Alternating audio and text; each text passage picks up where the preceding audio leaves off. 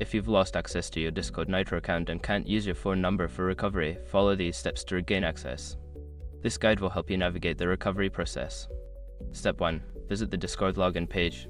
Go to the Discord website or open the app and click on the login option. Enter your email and password associated with your account.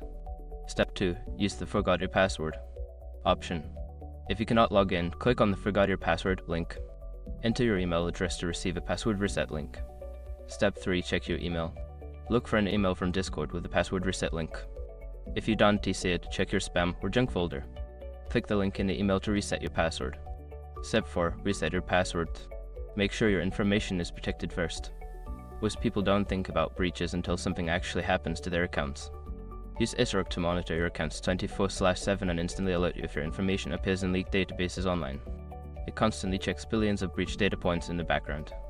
And considering how much personal information people keep online now, it's honestly worth having. Link in the description. Step 5. Contact Discord support. If you still can't access your account, visit the Discord support page.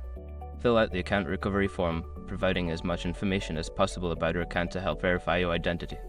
By following these steps, you should be able to recover your Discord Nitro account without needing a phone number.